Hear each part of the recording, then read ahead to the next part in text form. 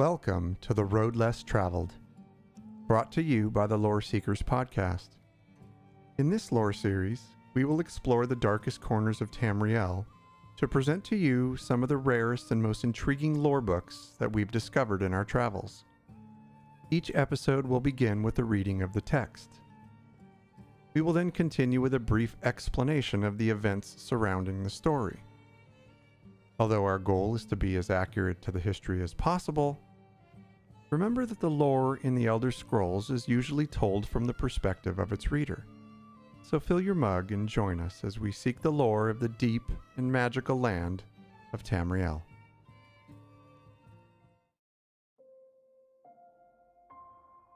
An excerpt from Great Harbingers of the Companions by Swick the Longsighted. The Companions have never had a true leader since Ysgramor.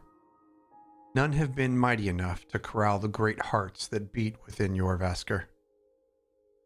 While others, like mages and thieves, need the blessings of their hierarchy to know how to dress, we companions are capable of leading our own destinies to glory. A harbinger advises, resolves disputes, and helps to clarify when questions arise of the nature of honor. In the thousands of years the companions have held at Jorrvaskr, there have been harbingers both terrible and brilliant. Those known for their arm, those for their hearts, and those for their minds. Ysgramor, the first harbinger, the first man, the bringer of words, and the one who first bound the companions to honor in that far-off land long ago. Better people have written of him, so I will not attempt to meet their words. Generally known as the first human to rule Skyrim, Ysgramor was an ancient king who fled civil war in his home of Atmora, landing on the shores of Skyrim in the Merethic era. The icy region of Atmora, sitting to the far north across the Sea of Ghosts, is thought by many to have once been part of mainland Tamriel, but became a separate landmass as a result of battle between the Elnifey. The Elnifey was also known as the Earthbones. In the Dawn era, this group of Tamrielic gods, also known as the Et'ada, decided not to abandon Mundus, the plane of existence that encompasses Nirn, but instead they chose to fight for it. The Elnifey inhabited the mortal realm and populated it, becoming the first of the modern races of Tamriel. Many of them, such as Ysgramor, the god of song and forest, sacrificed themselves to form the rules of nature itself. Sometime during the late Merethic era, civil war raged across the lands of Atmora. Atmora purportedly had no knowledge of agriculture, which made hunting for wild game the only means to secure a food source. Hunting grounds became a major point of contention between differing Nordic settlements, causing ceaseless warfare. Because of this, many Atmorans fled their homeland to escape the ongoing conflict.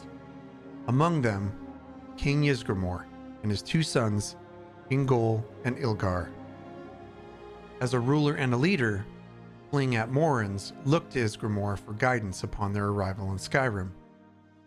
Revered as the first human ruler of Skyrim, Ysgramor led the large group of refugees from Atmora in the earliest human settlements in the region. Although much of his life is shrouded by mythical tales and incomplete records, Ysgramor continued to lay the foundation for Nordic settlers for years to come. The first city to be built in Skyrim following the arrival of Nords from Atmora was Saarthal. Saarthal became the first capital of Nordic civilization in Tamriel. However, in the late Merethic era, the city of Saarthal would be destroyed as a result of a conflict between the Snow Elves and the human Nords. In the event that became known as the Night of Tears, a strong elven force descended upon the city, killing many Nords and burning it to the ground. There is no clear historic reason for the Snow Elves' raid of Sarthal, but it is highly speculated that they had discovered a powerful artifact buried beneath the Nordic city.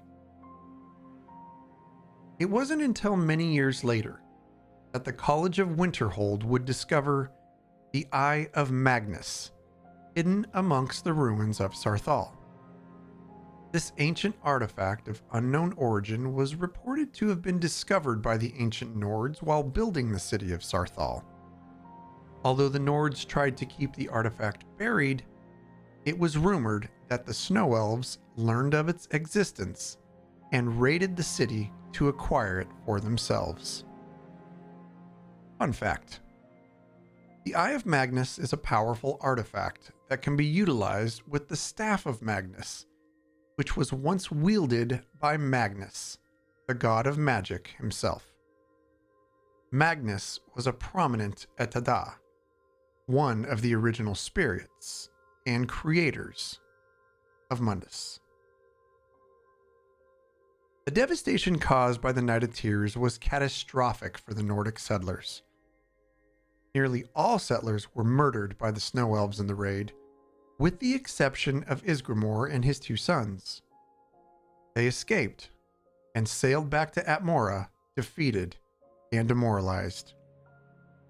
But they weren't going to just let it go. Ysgramor called upon his kin to wage war against the elves to the south. 500 Nords answered the call to arms and sailed back to Skyrim with bloodlust. The 500 companions, as they were called, attacked and overwhelmed the Snow Elves, who were searching for the Eye of Magnus in the razed city of Sarthal. With the help of enchanted weapons, the 500 companions drove the elves from Sarthal and reclaimed the city. This sparked a brutal campaign where the Nords would eventually drive the Snow Elves from Skyrim completely.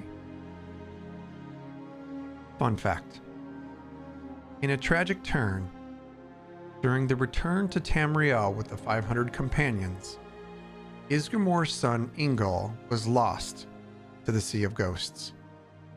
Ysgramor braved the angry seas to search for his son, but sadly only found his lifeless body. As a result, Ysgramor ordered a great city to be built to the south of Ingol's burial site so he could look upon it from his home. The great city is called Windhelm. The Skyforge and the Companions. Among the 500 companions was Jeek of the River, a ship captain and Ysgramor's closest childhood friend. After the battle at Sarthal, Jeek and his ship crew were among the first of the Nords to begin exploration of the dangerous wilderness of Skyrim. It was during this time that they discovered the Skyforge, an ancient forge which predated even the Elvian occupation of Skyrim.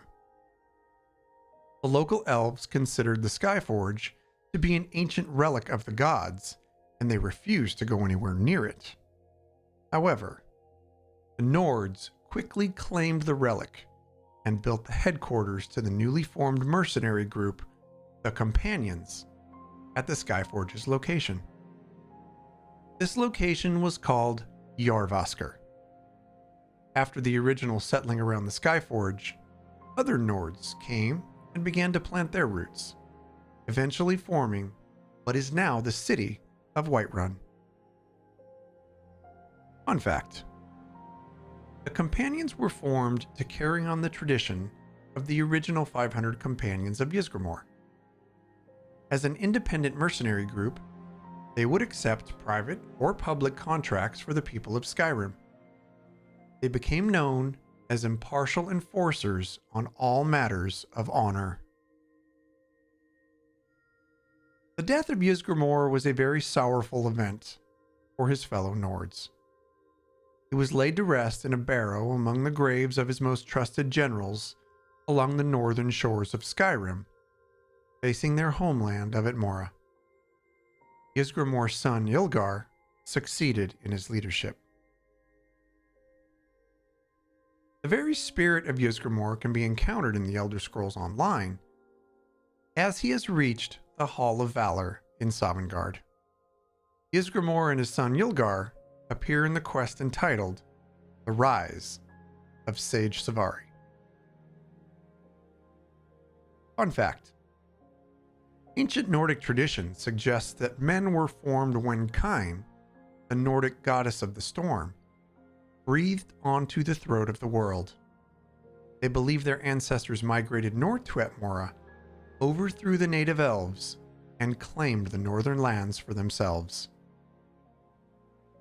Fun fact: ancient Atmorans were considered a pre-literate society and did not have a formal writing system. Ysgramor is said to have developed a runic transcription of Nordic speech based upon Elvish principles. For this, Ysgramor is credited with being the first human historian.